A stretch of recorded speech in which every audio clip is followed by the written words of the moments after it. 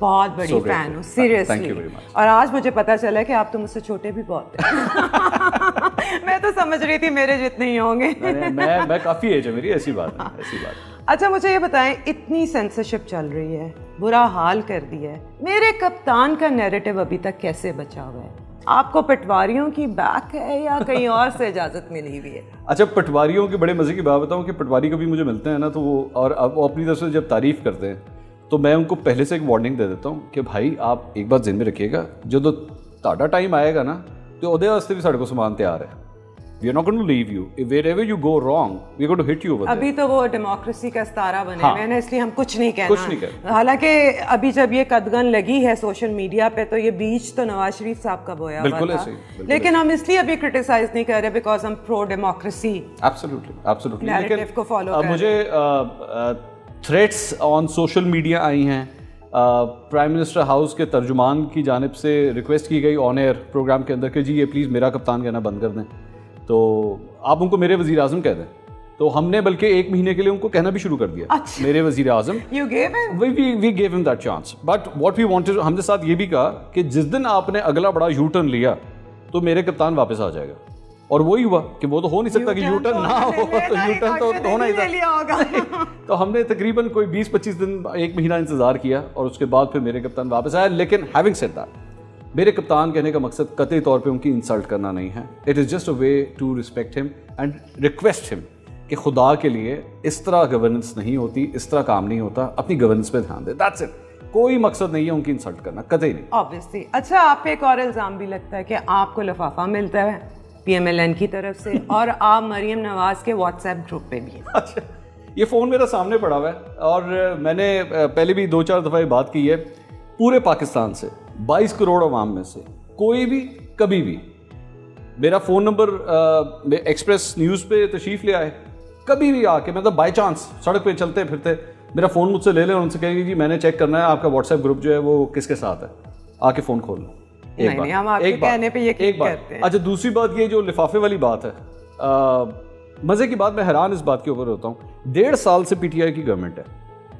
P T I کی government کا مطلب ہے ایف بی آر ان کے پاس, ایف آئی اے ان کے پاس, نیب کام کر رہا ہے, اینٹی کرپشن کے ادارے ان کے پاس, پولیس ان کے پاس.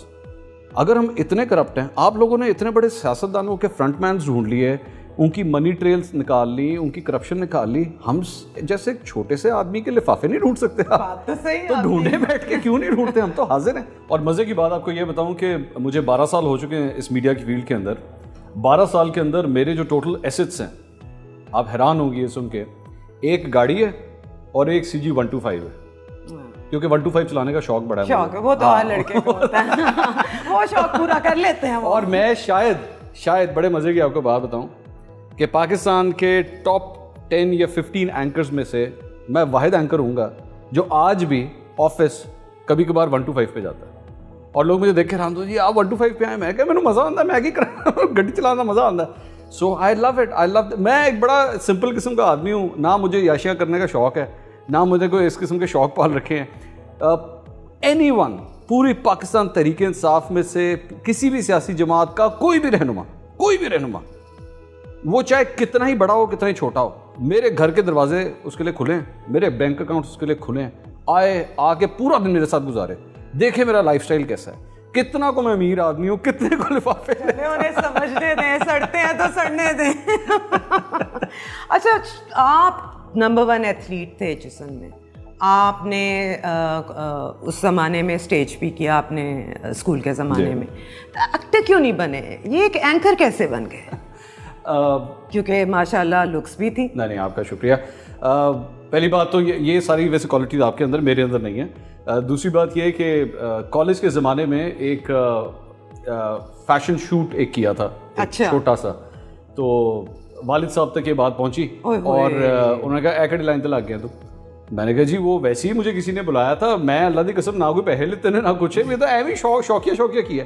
تو انہوں نے بڑی پسندیدگی کا اظہار کیا. انہوں نے کہا یار تو ایتھلیٹ بنتا ہے, تو ذرا اسپورٹس کی طرف دھیان دے. میں پاکستان کا جونیئر سوئمنگ ٹیم کا کیپٹن تھا, میرے 7-8 نیشنل ریکارڈ تھے اس میں. ہاں پتہ ہے جی. تو انہوں نے کہا کہ جی یہ تم کس لائن کی طرف لگ گئے ہو, تو وہ انہوں نے کوئی زیادہ پسند نہیں کیا اس چیز کو. تو اس وجہ سے پھر تھیٹر جو کالج کے اندر ہوتا تھا اس میں جولیس سیزر کا ہمارا پلے تھا گورنمنٹ کالج یونیورسٹی میں, اس میں جولیس سیزر تھا. تو وہ دیکھنے کے لیے وہ آئے, جب وہ انہوں نے دیکھا تو کہتے ہیں جیسے منڈا ایکٹنگ ٹھیک کر لینا. اچھا. تو لیکن پھر جب میں میڈیا کے اندر آنے لگا تو پہلے ان کو بتایا, سمجھایا کہ جی اس کے اندر ایکٹنگ شیکٹنگ والا کوئی کام نہیں ہے, اس میں پراپر جرنلزم ہے. کیسے, how did you get the chance? میں اپنے فادر کا بزنس ہینڈل کرتا تھا, but always at the back of my mind مجھے فیل ہوتا تھا کہ یار یہ جو کچھ بھی ہے تو فادر کا ہے, والد کا ہے, تو کی کتنا ہے, اپنے پیروں پہ کھڑا ہو. تو ڈان نیوز انگلش چینل آ رہا تھا, تو پہلی دفعہ کمپیوٹر میں بیٹھ کے سی وی بنایا, جا کے وہاں پہ باہری چوکیدار کو دیا, میں کہ اندر دے دیں یار سوٹنا دیں. جرنلزم کا کوئی ایکسپیرینس نہیں تھا. اور انہوں نے کہا کہ جی آپ کا اسپورٹس کا بیک گراؤنڈ ہے, ہمیں اسپورٹس کا رپورٹر چاہیے اور 33,000 روپے آپ کی سیلری ہوگی. Not bad. میں نے کہا جی ٹھیک ہے, ہاں میں نے کہا جی ٹھیک ہے, اٹس اوکے. تو وہاں سے میں نے اسٹارٹ کیا. اچھا خوش قسمتی سمجھ لیں یا جو بھی ہے, جس مہینے میں نے جوائن کیا جرنلزم میں آیا, اسی مہینے عدلیہ تحریک شروع ہو گئی, اسی مہینے. اور جب وہ عدلیہ تحریک شروع ہوئی تو it caught fire all over the country. اب ہمیں وہ جسے آل ہینڈز آن ڈیک والا وہ صورت حال تھی. اسپورٹس رپورٹر کو بھی کہا گیا جی آپ فلاں پریس کانفرنس کور کریں, فلاں پریس کانفرنس کریں. اور بڑے مزے کی آپ کو بات بتاؤں کہ میں نے جو پہلی پولیٹیکل پریس کانفرنس کور کی وہ عمران خان صاحب کی تھی, پہلی پولیٹیکل نہیں. میں تو اتنا ایکسائٹیڈ, میں تو عمران خان صاحب کی. اچھا اس وقت دس از لائک 2007, اب 2007 میں تو عمران خان صاحب کچھ بھی نہیں تھے, بالکل نہیں تھے. میں عمران خان صاحب کی پریس کانفرنس کور کر کے آیا, اس کی ڈی وی میرے پاس تھی, ڈی وی آ کے میں نے اپنے این ایل ای ایڈیٹر کو دی. میں کہا یار عمران خان کی پریس کانفرنس ہے, اس نے ڈی وی اٹھا کے یوں پھینک دی. میں کہا کہ کتنا ہے, وہ عمران خان ہے, ٹھہر جا آ جائے گی اس کی بات. میں نے کہا یار عمران خان, کہتا بھائی تیرے لیے ہوگا عمران خان, ہمارے لیے کچھ بھی نہیں. اس نے اٹھا کے سائڈ پہ پھینک. میں نے بڑا اس کو کنونس کیا, اس نے کہا یار میں بہت بزی ہوں, اس وقت مجھے اور بڑا کام ہے, اس کو نا آدھے پونے گھنٹے کے بعد دیکھیں گے, اگر کوئی کام کی چیز ہوئی تو. تو میں تو بڑا حیران ہو گیا. تو میں نے ماشاءاللہ عمران خان صاحب کا پورا پھر رائز دیکھا ہے اپنے پورے اس کریئر میں, اور اللہ کا شکر ہے آج میرے کپتان ہیں وہ. لیکن شروع میں آپ کیا ان کے فیور میں تھے؟ فیور میں کبھی بھی نہیں تھا. ہاں البتہ ایک بڑے مزے کی بات, جب میں ایچسن میں تھا تو یہ شوکت خانم کے لیے فنڈز اکٹھے کر رہے تھے, and he came to Aitchison over there to collect the funds. اس وقت ان کی وہ ہوتی تھی, سلپس ہوتی تھیں جس میں آپ اگر ڈونیشن اکٹھے کرتے تھے تو آپ ان کے ٹائگر بن جاتے تھے. اچھا. تو خاک سر جو ہے وہ ٹائگر بھی رہا ہے ایک زمانے میں.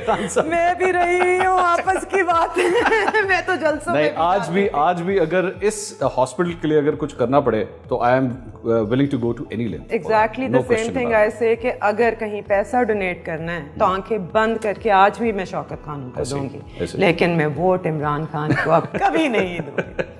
آپ نے دیا نہیں؟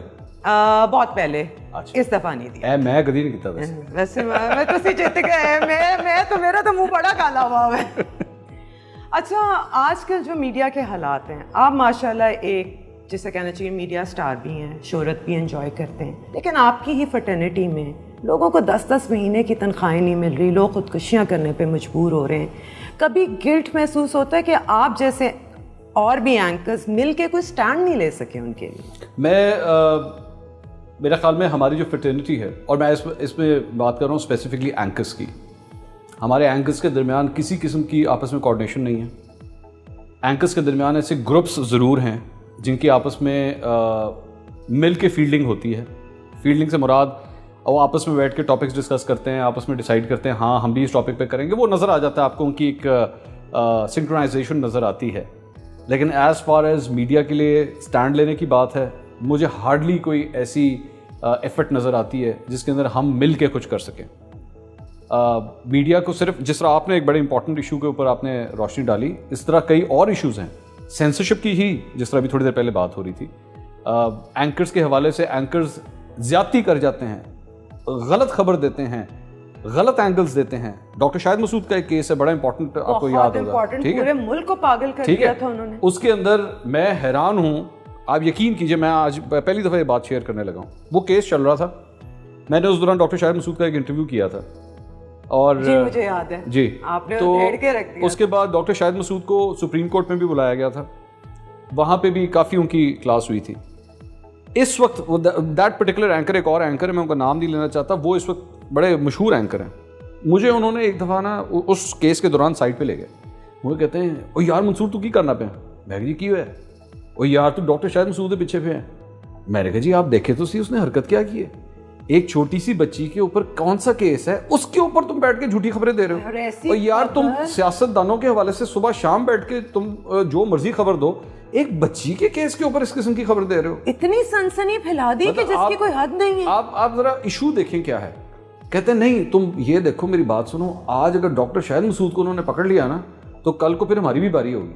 میں نے کہا جی تسی نہ جھوٹ بولو, آپ غلط خبریں نہ دیں. جب آپ غلط خبر نہیں دیں گے آپ کو ڈر کس بات کا, پھر کھڑے رہیں اپنے پاؤں پہ کھڑے رہیں. لیکن اگر آپ غلط خبر دیں گے تو why should you not be penalised, you should be punished. کوئی بھی ہو, میں ہوں, آپ ہو, کوئی کتنے بڑے اینکر کیوں نہ ہو, کیوں نہ اس کو پنش ملے. اور وائی ڈاکٹر شاہد مسعود کو کیوں اسپیئر کیا جائے. تو جب اس قسم کا آپ کا مائنڈ سیٹ ہوگا کہ یار نہیں ہمیں کچھ ہو نہ جائے, ہمیں کچھ ہاتھ نہ, میں خود I am absolutely all for that punishment. اگر کوئی اینکر جو ہے وہ کسی کو پرسنل لیول پہ ہٹ کر رہا ہے, پرسنل لیول پہ اس کی ذاتی زندگی کو ہٹ کر رہا ہے, اس کے بارے میں غلط خبر دے رہا ہے, اسے کریکٹر اسیسینیشن کر رہا ہے, absolutely he should be punished, he should be punished. لیکن ہمارے یہاں پہ کوئی چکر ہی نہیں. اچھا مزے کی بات یہ ہے کہ ہمارے یہاں پہ پھر لاز بھی ڈفرینٹ ہوتے ہیں. کسی کے لیے بہت سختی ہو جائے گی, وہ آفر بھی ہو جائے گا, وہ غائب بھی ہو جائے گا, اس کو پتہ بھی نہیں لگے گا اسے سے کیا ہوا ہے. اور کوئی اس حد تک آگے چلا جائے گا کہ ماشاءاللہ ایک کمرے میں بیٹھ کے 2 بندوں کی فون پہ بات ہوئی ہوگی اور وہ بندہ آپ کو پورا نریٹ کر رہا ہوگا اپنے پروگرام میں کہ اس نے پھر اس کو یہ کہا, پھر اس نے اس کو یہ کہا. ماما تو آپریٹر لگنا سی وچ, تینوں کس طرح پتہ لگا, تینوں کس طرح پتہ لگ گیا کہ اس نے اس کو یہ کہا تو اس نے اس کو یہ کہا. ہو ہی نہیں سکتا. لیکن وہ بیٹھ کے اپنے پروگرام میں پورا نریٹ کر دیتا ہے اور اس کو کوئی پوچھنے والا نہیں ہے. اور I am talking about the highest authorities. Prime minister کے فون کالز کے بارے میں بھی جو ہے وہ اگلا بندہ نریٹ کر دیتا ہے اور اس کو کوئی پوچھنے والا نہیں. پوچھنے والا بھی نہیں. اور دوسرا مجھے بتائیں کہ ایک اچھے اینکر کی کیا ایٹریبیوٹس ہوتے ہیں, ان کو کن چیزوں کا خیال رکھنا چاہیے؟ میرے خیال میں پاکستان کے اندر کئی دفعہ یہ کہا جاتا ہے کہ نہیں جی اچھی جرنلزم نہیں ہو رہی. آئی ڈس ایگری ود دیٹ. میرے خیال میں دیر سم ویری گڈ اینکرز. میرے کچھ آئیڈیلز ہیں, میں ان لوگوں کو, کسی کی مجھے کوئی چیز اچھی لگتی ہے, کسی مجھے کوئی اچھی چیز لگتی ہے. آپ کے آئیڈیلز؟ کاشف عباسی صاحب, نجم سیٹھی صاحب, حامد میر صاحب, شاہزیب خان زادہ, وسیم بدامی, نصرت جاوید. ایبسلیوٹلی.